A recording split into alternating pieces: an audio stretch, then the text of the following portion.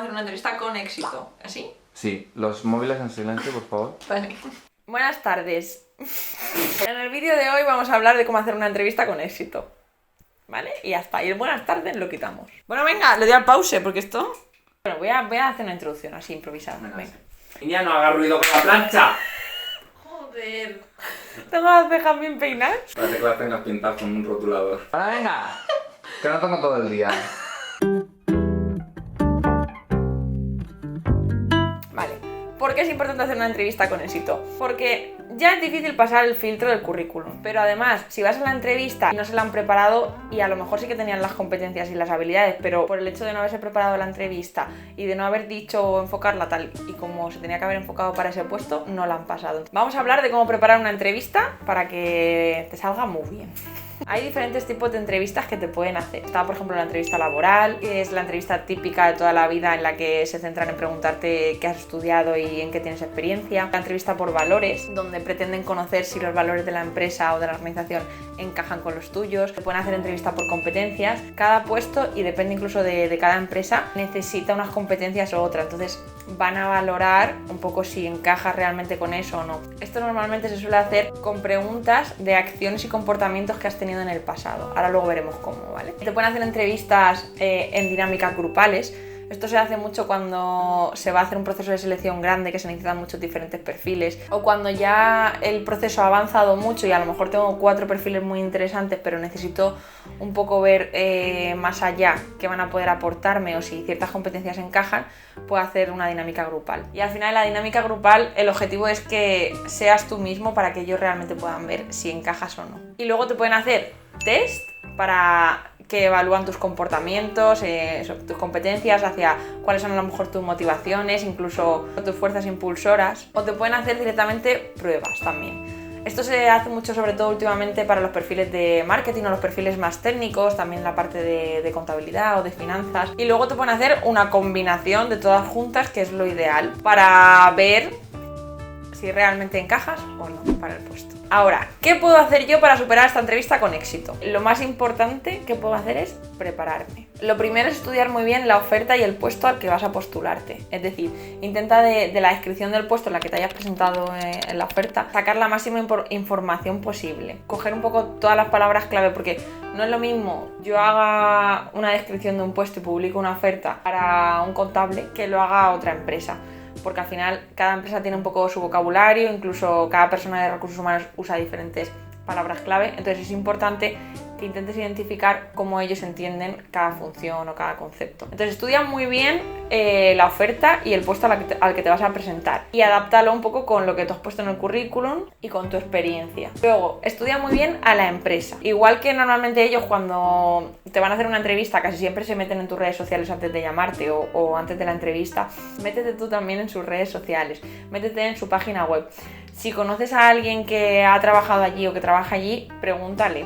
Si hay noticias sobre la empresa, búscatelas por internet, no sé, lee. Toda la información que puedas recaudar para ir a la entrevista es buena, no solo por demostrar que la sabes, también te va a servir para identificar, primero, si la organización va contigo, a nivel sobre todo valores y cultura, y segundo, cómo puedes enfocar esa entrevista para transmitir tus competencias y lo que puedes aportar. Luego, asegúrate muy bien de la hora, el sitio, tanto si es online como si es presencial. Por favor, sé puntual. Ser puntual no es llegar ni 2 minutos tarde ni 15 minutos antes.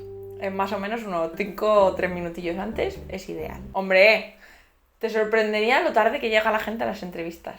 2 minutos a lo mejor, de gratis. Y 15 minutos antes no es adecuado tampoco, primero porque puedes estar en otra entrevista y molestas, o porque la persona se está organizando su tiempo y tiene ya en ese tiempo previsto otra cosa, entonces le rompes. 5 o 3 minutillos antes es lo ideal. Prepárate las cosas que quieres decir y cómo las vas a decir y qué quieres preguntar. O sea, por ejemplo, cuando te pones a investigar, o muchas veces en las descripciones de los puestos hay muchas cosas en el aire y muchas preguntas que tenemos, pues incluso te las puedes apuntar y te las llevas apuntadas. O le puedes preguntar acerca a lo mejor del resto del departamento, cuántas personas son, a quién vas a reportar, cuál es la misión principal del puesto, ¿vale? Todo lo que te interese y que te va a venir bien incluso para sacar la información, incluso darle luego tú un enfoque, y sobre todo practica la entrevista. Esto es súper importante porque nos ayuda mucho a mejorar nuestra comunicación y luego a ir con mucho menos nervios. Cuando digo practica es que practiques de verdad, o sea, en voz alta. Que practiques con tu familia, pues con tu pareja, con tu madre, con tu primo, con quien te dé la gana. O incluso puedes practicar contigo mismo, en el espejo. O... ¿Pero por qué te estás haciendo todo el rato? Lo que voy a decir. O puedes practicar, si va a ser por ejemplo online, incluso para ver cómo se te ve y para ver cómo hablas en la cámara, que tienes que mirar a la cámara y tal. Te puedes abrir, te coges un enlace de Google Meet y te lo abres tú misma y te pones ahí a hablarle a la cámara y practicas, ¿vale? Que eso ayuda mucho, de verdad. ¿Te ha entrado? ¿Así? ¡Qué calor me está entrando! Otra cosa que he dicho antes que es importante para preparártelo es hacer un ejercicio de autoconocimiento. Este ejercicio consiste en reflexionar sobre varias cosas sobre nosotros mismos, ¿no? Lo primero, tienes que hacer un resumen sobre ti, que es la típica pregunta que te van a hacer cuando llegas a la entrevista y te dicen, bueno, venga, háblame un poquito de ti. Un resumen en el que hables de tu formación y tu experiencia, pero ya medio preparado, ¿vale? Para darle el enfoque que tú quieres, porque si te vas a presentar a un puesto de logística y has sido coordinadora de aprovisionamiento del Mercadona, pero además también has sido administrativa en otra empresa hace no sé cuántos años, pues a lo mejor centra tu speech o cuando vayas a hablar sobre ti más en la parte que has trabajado dentro del Mercadona como coordinadora de aprovisionamiento, ya que es un puesto de logística. Luego, plantéate y ten muy claro qué buscas con ese trabajo y cuáles son tus motivaciones, o sea, qué es importante para ti. Es importante el horario, que puedas compaginarlo con tu vida, es importante que puedas crecer, es importante el sueldo, es importante que estés a gusto, el clima laboral, no sé, plantéate cuáles son tus prioridades y tus motivaciones a la hora de estar bien y a gusto en ese trabajo y en esa empresa. ¿Por qué?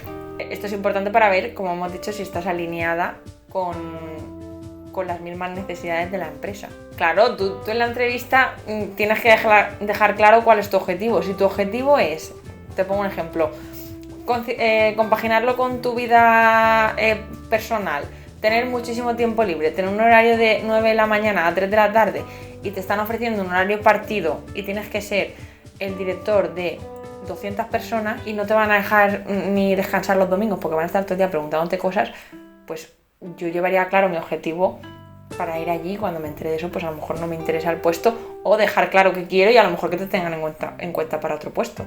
¿Entiendes? ¿Qué José me pone negra? ¿Yo? Prepárate también, y esto es súper importante y muchas veces es la clave y no lo hace casi nadie, es cuál es tu valor añadido. O sea, ¿qué puedes aportar tú y no pueden aportar el resto de personas que van a ser entrevistadas o el resto de candidatos? Imaginaros que te vas a presentar para un puesto de recursos humanos técnica generalista. Y a lo mejor yo podría hablar que mi valor añadido es que he trabajado en diferentes organizaciones, en diferentes puestos, desde plantilla base hasta mandos intermedios, y he tocado un poco todas las áreas, entonces entiendo muy bien las necesidades, he conocido muchos tipos de perfiles y puedo entender muy bien qué necesitan para estar motivados, para sentirse bien y cómo podemos alinear eso con el resto de la organización. Otra cosa que te tienes que preparar es tus fortalezas y ejemplos. Es decir, piensa sobre todo para ese puesto cuáles son las cosas que tienes más importantes o más fuertes, en las que más puedes aportar, como por ejemplo, no sé, puedes decir tu capacidad organizativa, depende, ¿vale? De para qué puesto y de cómo tú seas realmente. Y luego siempre prepárate un ejemplo para justificar eso.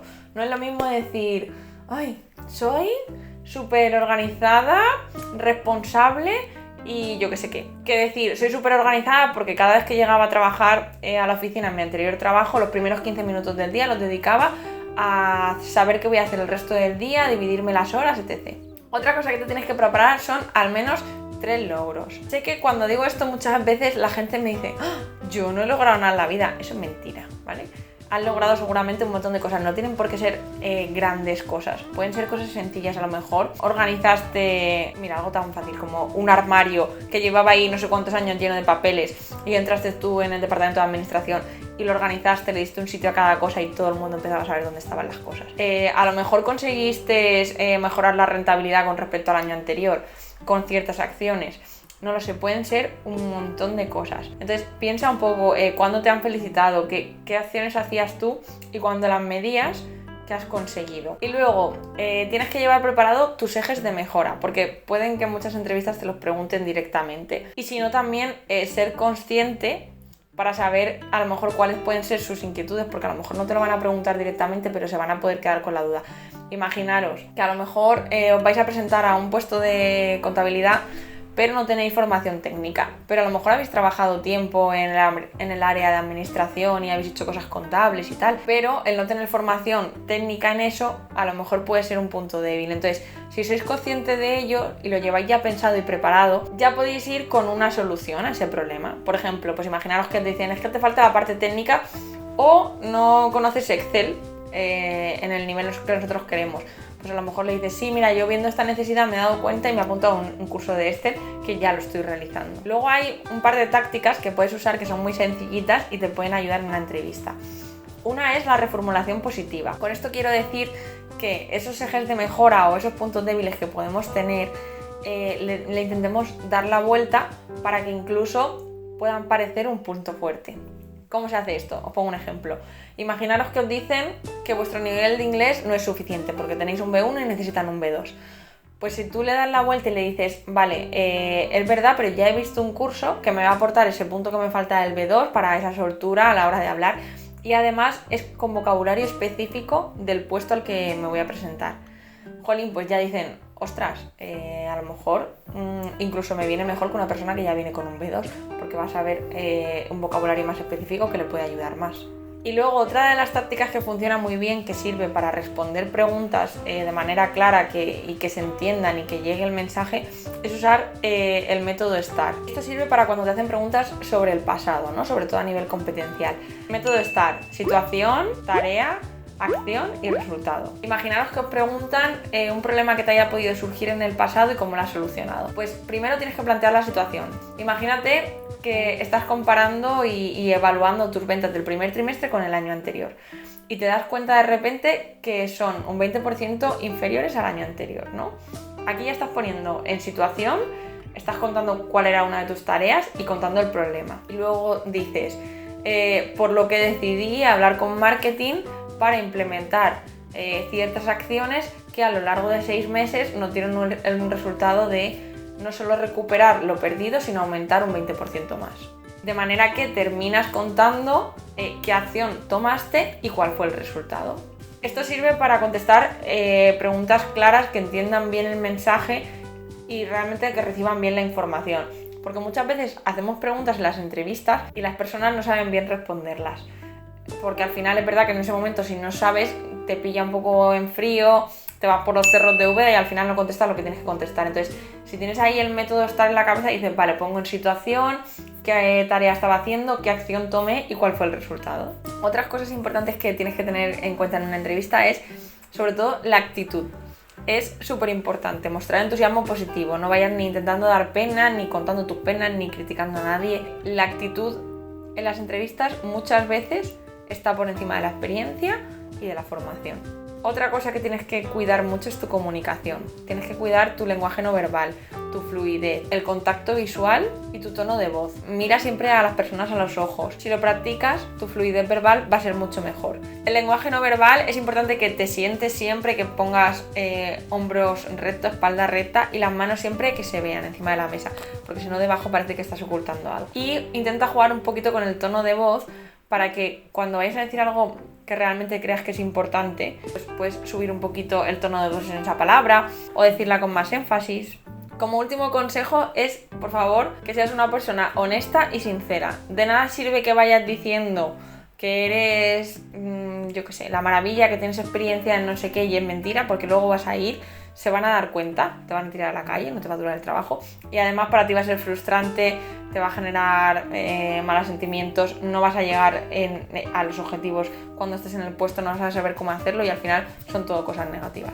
O sea que sinceridad siempre. Y bueno, que espero que sirvan todos estos consejos para tener unas entrevistas súper exitosas y nos vemos en el próximo vídeo.